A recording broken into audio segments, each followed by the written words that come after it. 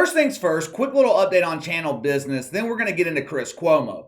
First, I'm going to mess around with my camera equipment this weekend, try to start filming in HD. I know a lot of you guys have commented about this in the past. This is not an equipment issue. When I've tried filming in HD in the past, I've run across a myriad of problems. I think most of the issues had to do with my old laptop. I haven't tried since I bought this new laptop, 6-8 months ago.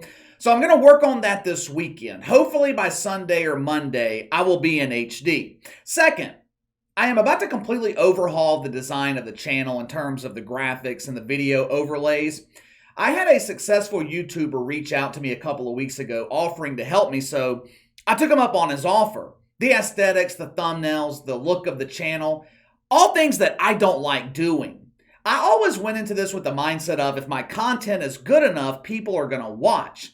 Now, I still believe that, but I feel like I do need to make some design changes, some upgrades to the channel. So we're going to be working over the next few weeks on that. But let's go ahead and get into Chris Cuomo. A couple of weeks ago, I told you guys about the exciting return of Chris Cuomo. Oh, lonely men across America, they achieved instant boners. I cannot wait for the Chris Cuomo Project. As a lonely virgin on Twitter, nothing excites me more than a middle-aged man not wearing a shirt with a massive cucumber in his mouth. Chris Cuomo started calling himself a free agent, meaning no one in the mainstream media was willing to give him a job. It's one thing to be a free agent like Tom Brady, where every team in the NFL wants you and you pick where you're going to go. It's completely different when you're a free agent like Chris Cuomo or his brother in failure, Keith Olbermann. When you're a free agent of that status, no one gives a fuck about you and you accept whoever is offering woke welfare. Now, that doesn't mean that Chris Cuomo and Keith Olbermann don't think they're a big deal. Both of these birthing persons, they are living in a world of delusion. Now, I will say Keith Olbermann is far more delusional than Chris Cuomo. But Chris Cuomo has his moments. Any 50-year-old man who constantly takes shirtless selfies or posts pictures like this to Twitter, they inhabit a planet the rest of us cannot imagine. Like I told you a couple weeks ago, this right here, this is Chris Cuomo's woke mating call. Hey there, Trevor. Come visit me in my mansion in the Hamptons. I will give you a nice view of Manhattan that you'll never forget. Chris Cuomo doesn't premiere on News Nation until the fall, but he launched his podcast about 3 weeks ago. Just like Keith Olbermann, Chris Cuomo ranked at the top of the charts for about a week. Now, I looked through his Twitter feed. I couldn't find any evidence of Chris Cuomo bragging to the world about this. So I guess he is less delusional than his brother Keithy. Like I explained to you guys the other day, when a new podcast is launched, especially when it's featuring someone in the mainstream media, hosting platforms will automatically push it to the top of the charts. Analytics don't matter. Viewership numbers don't matter. It automatically gets pushed to the top. Takes 2 or 3 weeks for the algorithm to figure out where it will rank. Check out this ranking for yourself. Now, the reason it starts around July 20th, Chris Cuomo released a short 1-minute trailer of what his handful of viewers could expect. The podcast didn't officially launch until July 28th. Now, as you can see, for about 2 weeks, he remained at the top. Then, he got slapped in the face with the reality cucumber. When we were talking about Keith Olbermann the other day, Chris Cuomo was still ranking in the top 50. Here we are just a few days later. He's fallen as far down as 71, and today he ranks 63rd. His YouTube channel is even worse. Look at this shit. Now you gotta remember, this dude has been having A-list guests, Sean Penn, Andrew Yang. Chris Cuomo has been pulling big names on his show trying to get people to watch. How in the fuck is he being beaten by a dumbass like me in his bedroom studio? On paper, it doesn't make any sense. Chris Cuomo has over 2 million followers on Twitter. I have 700. Chris Cuomo has millions of dollars to promote his brand. I spend zero. He's been in the media for 3 decades. He's the son and brother of 2 former New York governors. I'm sure he has endless contacts, endless people he can bring on his show to gain recognition. I don't bring anyone on here by design. It's just me. Why can't Chris Cuomo draw an audience? If you look at his reviews on Apple, he has 4.8 stars. I think he had something like 400 reviews, all given by lonely men hoping to be the next recipient of his woke mating call. How could someone who at one point was drawing 2 million viewers on CNN, how can he go from that to drawing less than 200,000 in 3 weeks here on YouTube? If I had to guess, it all boils down to authenticity. Or in the case of Chris Cuomo, lack of authenticity. People know Chris Cuomo isn't real. When he started this push to get back into the media, he told his lonely male followers that he was done with partisan politics. Greetings, lonely men. Stop looking at my bare chest and listen to my words for a minute. I am done with partisan politics. I am free from the restraints of the mainstream media. Going forward, I am giving you the truth. What's one of the first things he does on his new disaster show? He talks about January fucking 6th and how Donald Trump encouraged this tragedy. He acted horribly. Oh, I still lose sleep over the fact that Nancy Pelosi was awakened from her drunken stupor by a maskless white man asking for an autograph. I don't think most people care what Chris Cuomo says about January 6th or that he's even talking about it. We've heard his opinion on it 1,000 times. I don't think anyone expected it to change.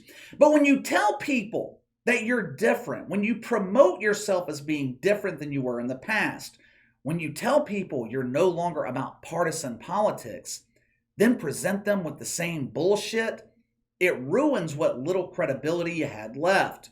Oh, and it gets even better. The inauthentic bullshit, it gets even better. He follows that up with a very special episode. I know everyone is living in fear right now. A new disease is sweeping America. Some people were hoping he was talking about the woke fungus. Maybe Chris Cuomo really has changed. Maybe he's seen the light. Perhaps he will be the first person in history to be cured of the woke fungus and live to tell about it. Sadly, that wasn't the case. He wasn't talking about the fungus. He wasn't trying to revive the COVID.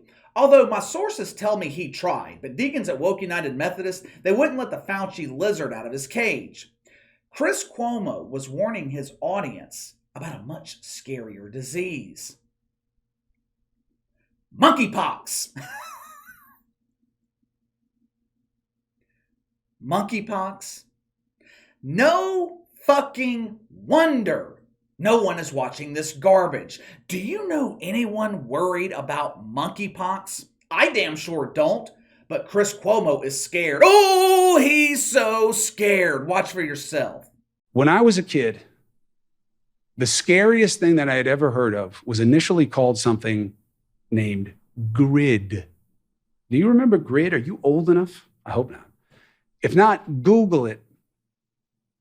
Google grid and AIDS, and you will see it was the original name for it. Gay-related immune deficiency. That's what HIV was dismissed as early on. The gay plague, people would call it. And in less polite company, what was the suggestion? As obvious as it was ugly. This is what they get. This is the price for their sinful lifestyle. Unclean, unnatural. Now they're going to get this for it. Gays were blamed for HIV the same way. The talk started the same way this monkeypox stuff is. This time, I actually believe it's more egregious. Here's why. One, we've been through it before, and we should have learned, but we didn't. And two, scientifically, monkeypox has nothing to do with sexual transmission. We don't know that. It's not designated as an STD. Comes from close contact, yeah, but not necessarily sexual contact. Look it up. So we didn't learn, and we're doing it again because of this temptation to otherize. They make it too easy. I swear to God. They make it too easy. Now, I'm not old enough to remember grid, whatever you called it, grid. So I did learn something from Chris Cuomo, but I got a question. If you're not down with the butt bongo, why in the fuck would you be worried about this? Was this a subtle woke mating call from Chris Cuomo? Was he telling his lonely male followers, I play a straight man on TV, but I'm really a switch hitter. Slide into my DMs. I'll bring the cigars and cucumbers. All kidding aside, what he's trying to convey here is that the mainstream media is treating monkeypox like the AIDS epidemic. Apparently in the 1980s, people thought you could only contract AIDS by having a round of butt bongo with someone like Chris Cuomo. Over time, doctors learned there were numerous ways to transmit the virus. The problem here is the connection Chris Cuomo's trying to make doesn't exist. The media treated AIDS like a full-blown epidemic. Millions of people were actually scared about it. It was a huge media story. Who the fuck's talking about monkeypox? I know when it was initially discovered, some media outlets related it to the butt bongo, but seriously, do you guys ever hear about monkeypox? Do you ever hear or see any stories about it? No one cares about this virus or disease or whatever the fuck it is. The CDC website, they haven't updated their monkeypox case count in 3 days. And here we have Chris Cuomo pretending it's a media-driven attack against gay people. This is what I'm talking about with the lack of authenticity. This dude's not real. You can't trust anything he says. The country is starved for authenticity right now. You look at who is successful on this platform or in podcasting in general. Vast majority of cases, it's people who are authentic, people that people can trust. Joe Rogan, Jake and Logan Paul. They might be authentic dumbasses, but at least they're authentic. I don't always agree with Sean Hannity or Tucker Carlson, but at least I believe they believe what they're saying. I don't feel like they lie to their audience on purpose. Would you put Chris Cuomo or Keith Olbermann in the same category? Chris Cuomo premieres on News Nation this fall, paying him $1 million a year to boost ratings on the network. Right now, I don't think News Nation has enough viewers for Nielsen to measure their ratings. What I do know, bringing in Chris Cuomo ain't the solution. I don't even think he will give them a spike when he debuts. If he can't draw an audience on YouTube, what makes you think he will draw an audience on a cable news station most people haven't heard of? Well, let me know what you think. Chris Cuomo launches his podcast, falls flat on his ass. For someone of his stature, I think his YouTube numbers are downright embarrassing. What do you think? Sound off in the comments below. Make sure to like and subscribe. Click the notification bell to receive all notifications from the channel. Best way to contact me is by email at btlkc84@gmail.com, KC_BTL84 on Twitter. I'll see you guys tomorrow.